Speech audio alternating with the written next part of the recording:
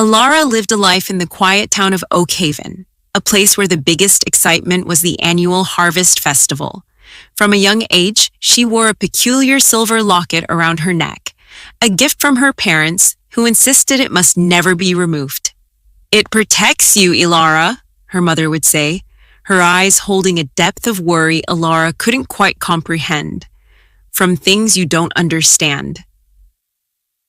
At school, Elara was often the target of playful taunts, mostly from a boisterous girl named Bethany, who found Elara's silent demeanor and the ever-present locket a source of amusement. Bethany, with her loud laughter and confident stride, often made Elara feel small and invisible. Elara's home life wasn't much better. Her parents, always locked in hushed arguments behind closed doors, created an atmosphere of constant tension, a stark contrast to the calm they projected when she was near. She often retreated to her room, finding solace in her books, wishing for a world where she could truly belong, where the whispers and the silence would cease. One sweltering afternoon, during the annual town fair's competitive scavenger hunt, Elara found herself teamed against Bethany. The final clue led them to the old mill by the river. As Elara reached for the last item, a small carved wooden bird, Bethany, in a surge of competitive spirit, lunged forward. In the struggle, Bethany's hand accidentally caught Elara's locket. With a sharp tug, it snapped from her neck and flew into the gushing river. A deafening, high-pitched shriek pierced Elara's ears, a sound that felt as if it ripped through her very being. Then, abruptly, an absolute, profound silence descended. Elara blinked, her ears ringing, and looked around. Bethany was frozen mid-laugh, her arms still outstretched. The river, which moments ago had been churning, was now a glassy, motionless surface. The entire fairground, bustling with people and vibrant with music, had turned into a still life painting. Time had simply stopped. Panicked, Elara frantically searched the riverbank. She spotted the silver locket caught on a root, half submerged. With trembling hands, she retrieved it and clasped it back around her neck.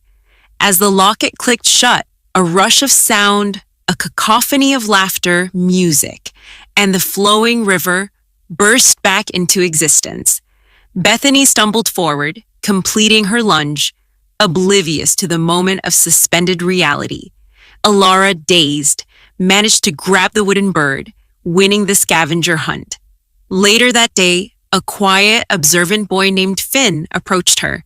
Finn was new to Oak Haven, always wearing an old, wide-brimmed hat that seemed to shield him from the world. "That was quite a moment," he said, his voice soft, a knowing look in his eyes. He didn't mention the locket or the stop time, but Elara felt a strange sense of recognition. Driven by curiosity, Elara began to experiment. Alone in her room, she unclasped the locket. The world around her froze. She walked through her house, her fingers trailing over motionless dust motes, marveling at the suspended animation. When she clasped the locket back, time resumed. She had discovered a secret power, a way to command the very flow of moments.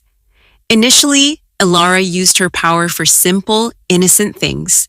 She would stop time to finish her homework just before the bell rang, becoming the star student.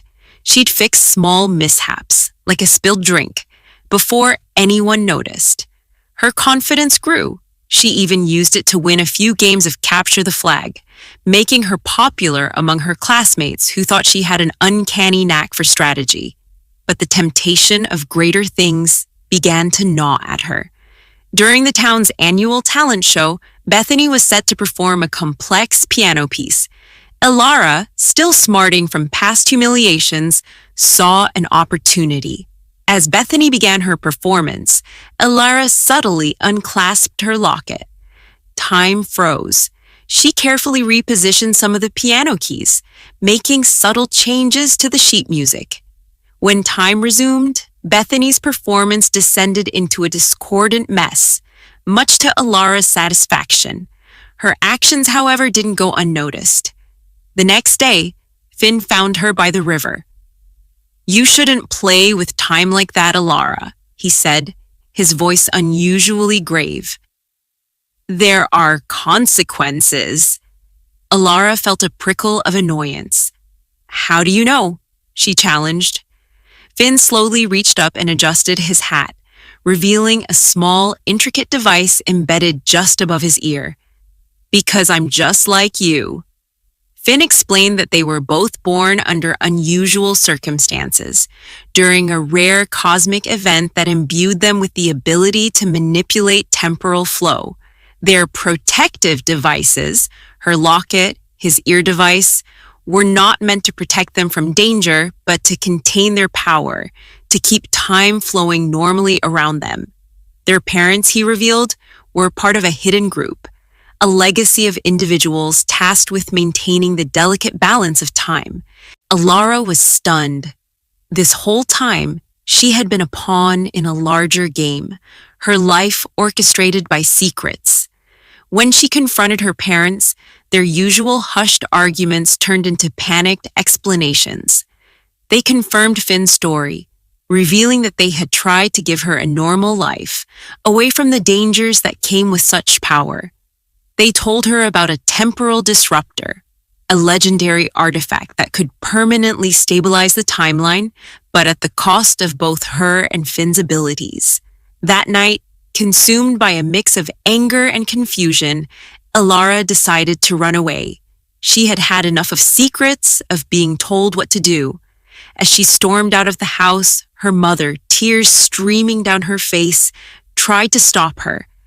In the ensuing struggle, Elara's locket fell to the ground, just as her father's car, alerted by the commotion, swerved to avoid hitting her. The car tire crushed the locket, shattering it into pieces. Silence. A profound, absolute silence. Time had stopped, irrevocably this time. Elara stared at the frozen scene, her mother reaching out, her father's car skidding, the shattered pieces of her locket glittering on the asphalt. She found Finn, who, like her, was moving through the frozen world. He looked at her locket, then at his own device. "It's permanent this time, isn't it?" she whispered, her voice barely audible in the void. Finn nodded gravely. "We have to find the temporal disruptor," he said, "before reality itself unravels."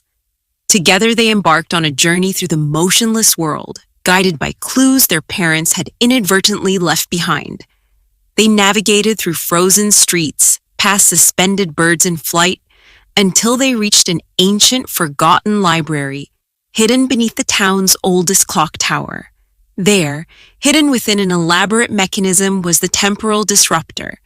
It was a shimmering crystal orb, humming with contained energy. Finn explained the choice: activate the disruptor, restore time, and lose their powers forever.